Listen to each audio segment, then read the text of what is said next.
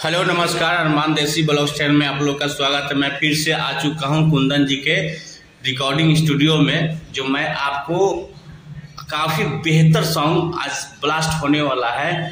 जो हमारे जाने माने पुराने सिंगर स्टार नहीं है, लेकिन फिर भी उनका गाना कुछ चल चुका है, 5 लाख सब तक चल चुका है। जो कमलेश कुमार साजन उनका नाम है सिंगर का, जो उन्हीं का आज बहुत ब्लास्ट सॉन्ग रिकॉर्डिंग होने वाला है। तो मैं इस वीडियो के माध्यम से मैं उनका लाइव वीडियो दिखाना चाहता हूं और मैं उनसे कुछ बात भी कराना चाहता हूं।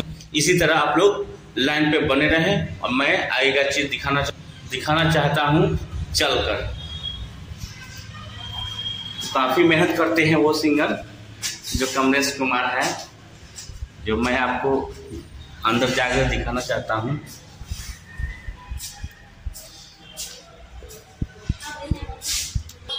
तो अभी आ चुके हैं कुंदन जी और अभी स्टूडियो खुल चुका है, जो मैं अंदर में चलकर दिखाना चाहता हूं।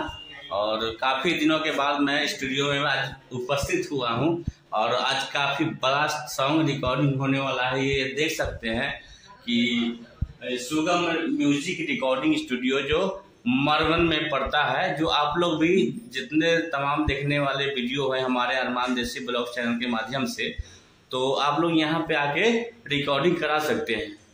यहाँ पे काफ़ी रिकॉर्डिंग अच्छा होता है और मैं अंदर में चल के दिखाना चाहता हूँ, उनसे कुछ बात करना चाहता हूँ।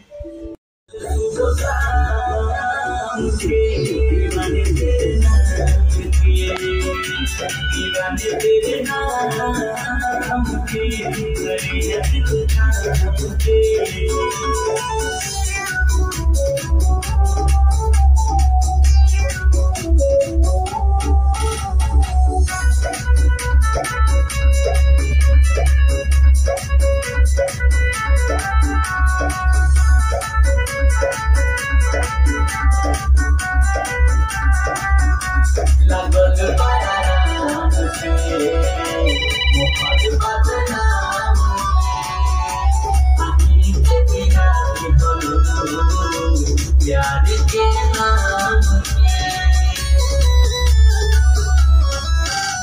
लगल नाम से मोहब्बत नाम नीच गिरा